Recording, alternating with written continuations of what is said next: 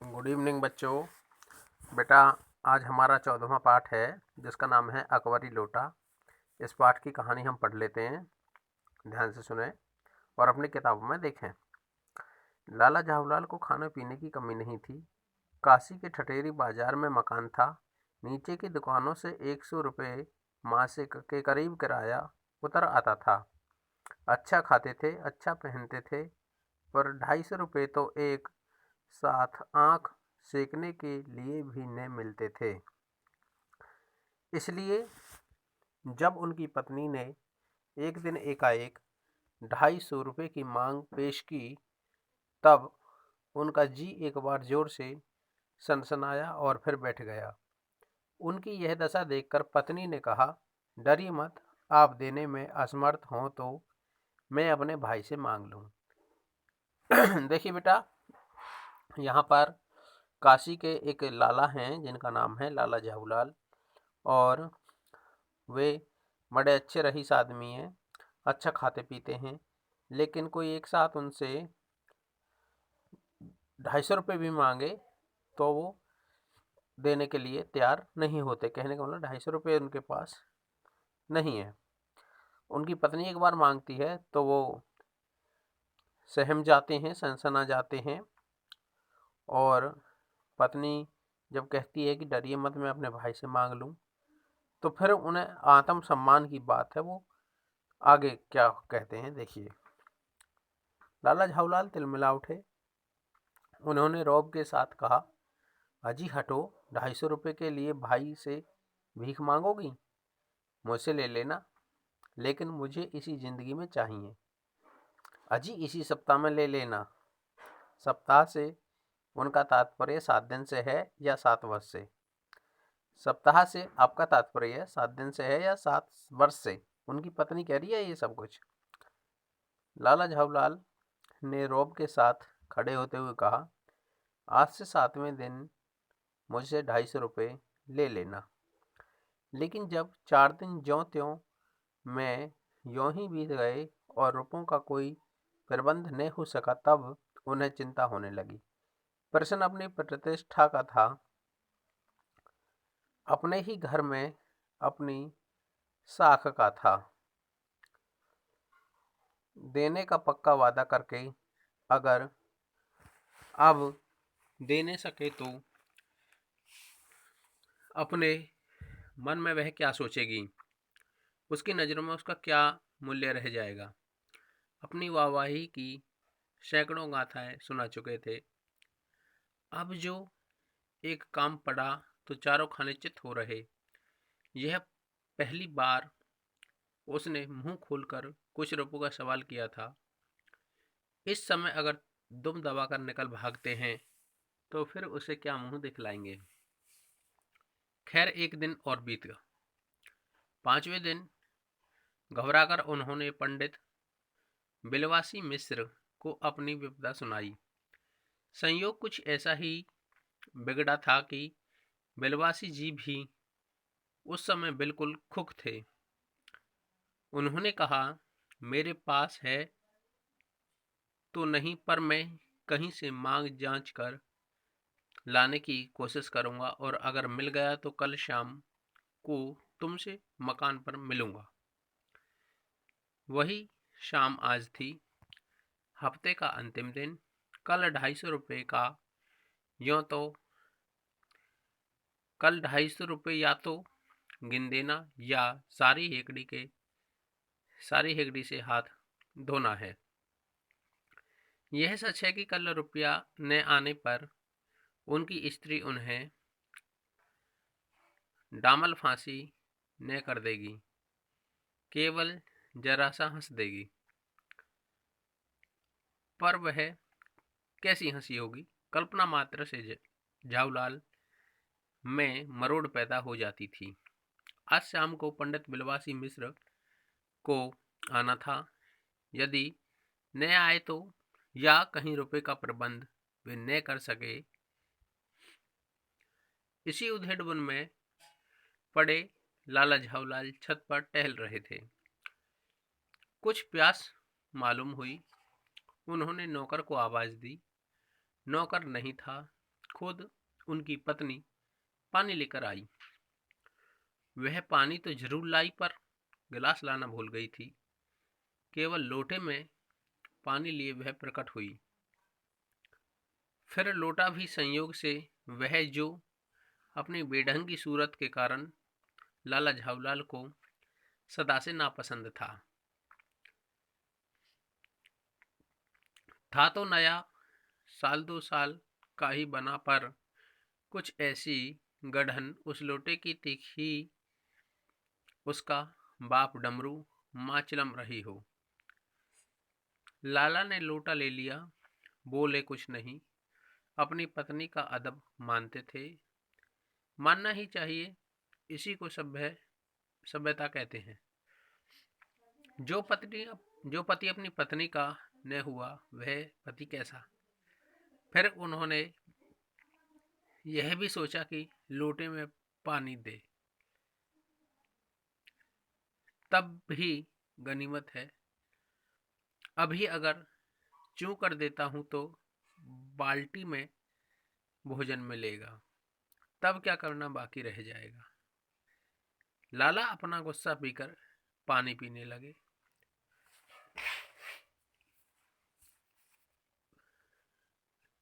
उस समय वे छत की मुंडेर के पास ही खड़े थे। जिन बुजुर्गों ने पानी पीने के संबंध में यह नियम बनाए थे कि खड़े खड़े पानी न पियो, सोते समय पानी न पियो, दौड़ने के बाद पानी न पियो, उन्होंने पता नहीं कभी यह भी नियम बनाया या नहीं कि छत की मुंडेर के पास खड़े होकर पानी न पियो। जान पड़ता है कि इस महत्वपूर्ण विषय पर उन लोगों ने कुछ नहीं कहा है। लाला झाऊलाल मुश्किल से 2-1 घूंट ही पानी पी पाए होंगे कि न जाने कैसे उनका हाथ हिल उठा और लोटा छूट गया। लोटे ने दाएं देखा न बाएं, वह नीचे गली की ओर चल पड़ा। अपने वेग में उल्का को लजाता हुआ वह आंखों से ओझल हो गया। किसी जमाने में न्यूटन नाम के किसी खुराफाती ने पृथ्वी की आकर्षण शक्ति नाम की एक चीज इजाद की थी। कहना न होगा कि वह सारी शक्ति इस लोटे के पक्ष में थी। लाला को काटो तो बदन में खून नहीं। ऐसी चलती हुई गली में ऊंचे तिमंजले से भरे हुए लोटे का गिरना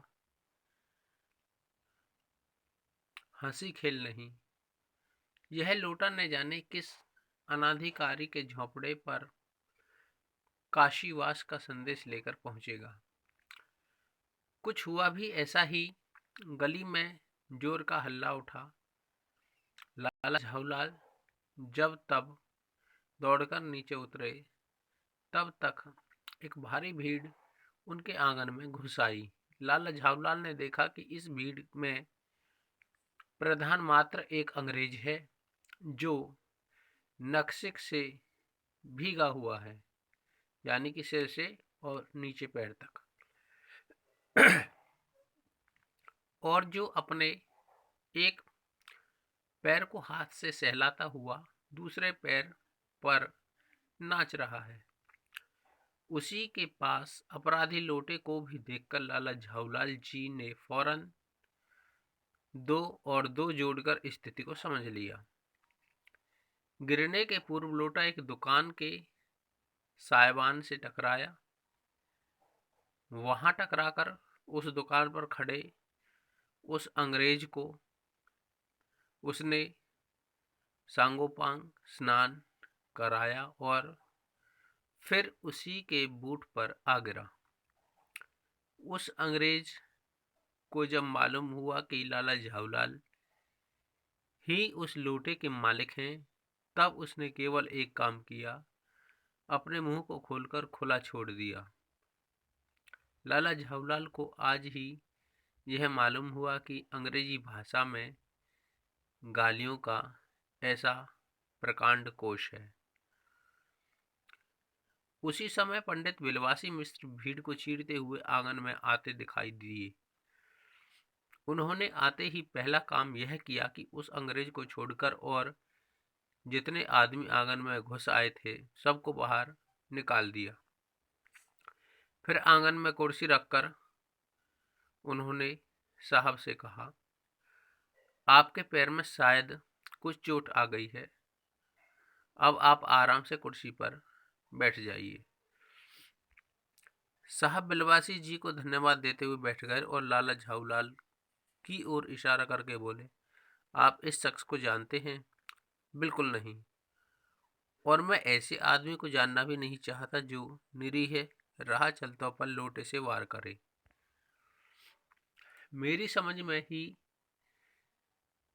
इज ए डेंजरस ल्यूनाटिक, यानी यह खतरनाक पागल है। नहीं, मेरी समझ में he is a dangerous criminal, नहीं ये खतरनाक मुजरिम है। परमात्मा ने लाला झाऊलाल की आंखों को उस समय कहीं देखने के साथ खाने की भी शक्ति दे दी होती तो यह निश्चय है कि अब तक बिलवासी जी को वे अपनी आंखों से खा चुके होते। वे कुछ समझ नहीं पाते थे कि बिलवासी जी को इस समय क्या हो गया है। साहब ने बिलवासी जी से पूछा, तो क्या करना चाहिए?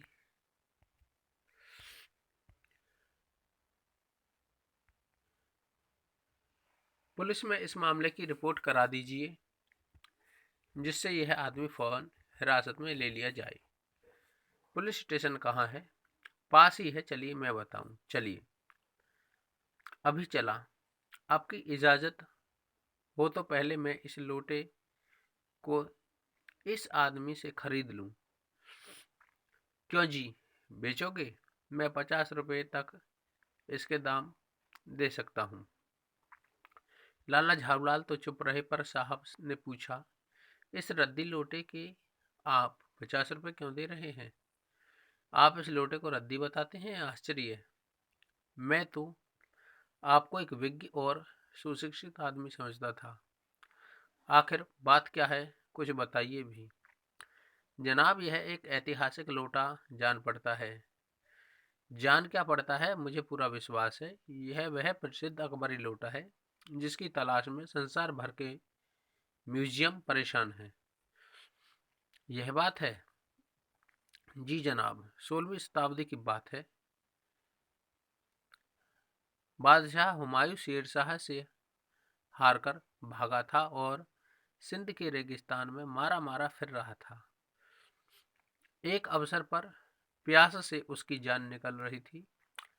उस समय एक ब्राह्मण ने इसी लोटे से पानी पिलाकर उसकी जान बचाई थी। हुमायूं के बाद अकबर ने उस ब्राह्मण का पता लगाकर उससे इस लोटे को ले लिया और इसके बदले में उसे इसी प्रकार के 10 सोने के लोटे प्रदान किया।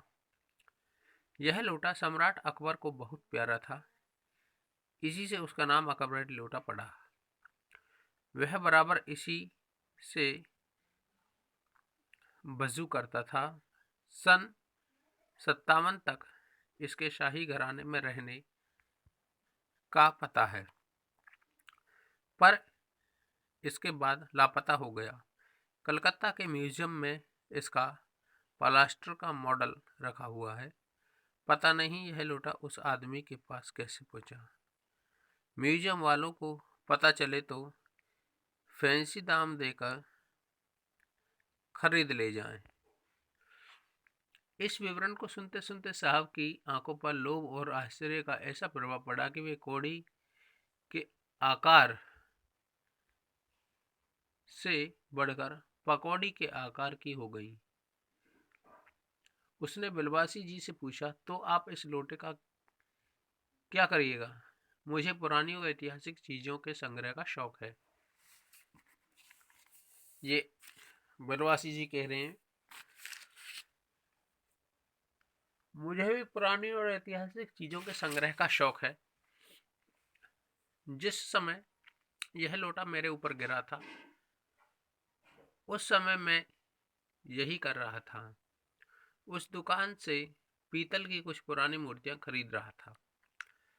जो कुछ हो, लोटा मैं ही खरीदूंगा। वह आप कैसे खरीदेंगे? मैं खरीदूंगा। यह मेरा हक है। हक है, जरूर हक है। यह बताइए कि उस लोटे के पानी से आपने स्नान किया था या मैंने? आपने। वह आपके पैर पर गिरा था या मेरे? आपके।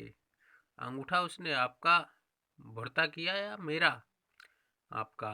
इसलिए उसे खरीदने का हक मेरा है। यह सब बकवास है। दाम लगाइए, जो अधिक दे वह ले जाए। यही सही। आप इसका 50 रुपये लगा रहे थे। मैं 100 देता हूँ। मैं 150 देता हूँ। मैं 200 देता हूँ। अजी मैं 250 देता हूँ। यह कहकर बिलवासी जी ने 250 के नोट लाला झाऊलाल के आगे फेंक दिए। साहब को भी ताव आ गया। उसने कहा, आप 250 देते हैं, मैं 500 देता हूँ, अब चलिए। बिलवासी जी अफसोस के साथ अपने रुपए उठाने लगे, मानो अपनी आशाओं की लाश उठा रहे हों। साहब की ओर देखकर उन्होंने कहा, लोटा आपका हुआ, ले जाइए। मेरे पास 250 से अधिक नहीं है। यह सुनना था कि साहब के चेहरे पर प्रसन्नता की कूंची गिर गई। उसने झटपट लोटा लिया और बोला, अब मैं हंसता हुआ अपने देश लौटूंगा। मेजर डगलस की डींग सुनते सुनते मेरे कान पक गए थे। मेजर डगलस कौन है? मेजर डगलस मेरे पड़ोसी हैं। पुरानी चीज़ों के संग्रह करने में मेरी उनकी होड़ रहती है। गत वर्ष वे हिंदुस्तान आए थे और यहाँ से जहांगीरी अंडा ले गए थे।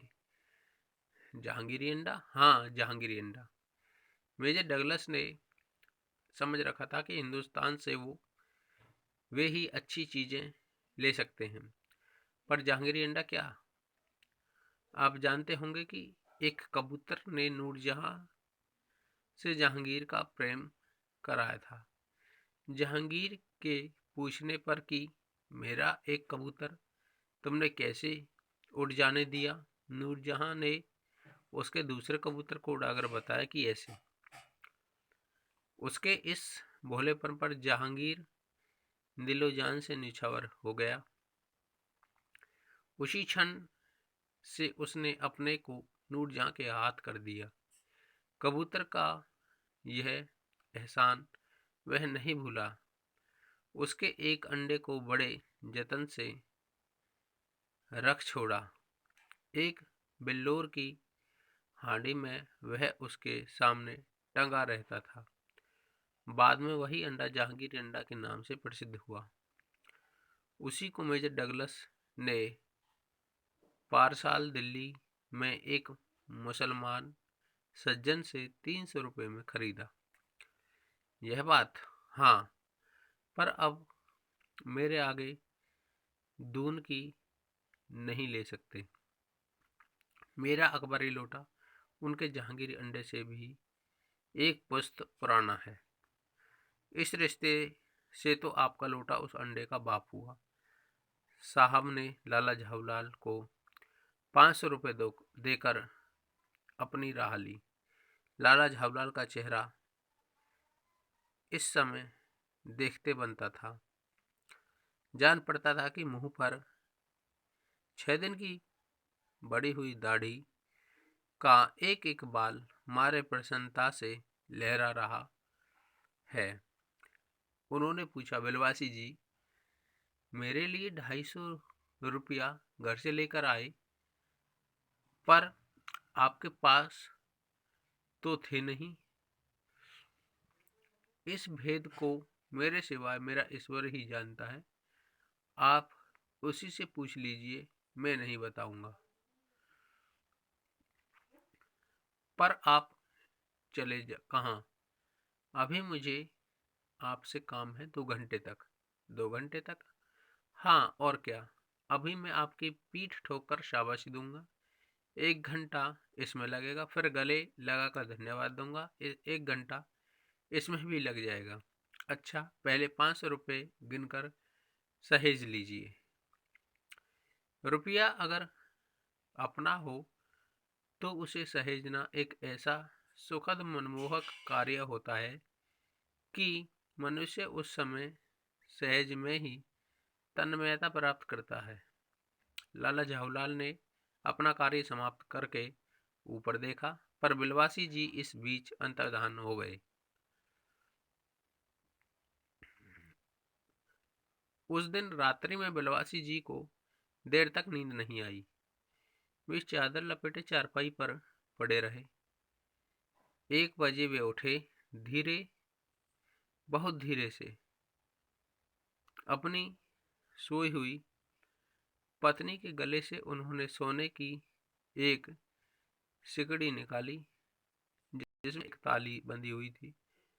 फिर उसके कमरे में जाकर उन्होंने उस ताली से संदूक खोला। उसमें 250 के नोट ज्यों के त्यों रख कर उन्होंने उसे बंद कर दिया। फिर दबे पांव लौटकर ताली को उन्होंने पूर्ववत अपनी पत्नी के गले में डाल दिया। इसके बाद उन्होंने हंसकर अंगड़ाई ली। दूसरे दिन सुबह 8 बजे तक चैन की नींद सोए। तो बेटा ये आपका पाठ है, ये आप पाठ पढ़ें और ऑप्शन टाइप वाले प्रश्न करें। अभ्यास के प्रश्न आपको मैं अगली वीडियो में कराऊंगा। Okay, thank you.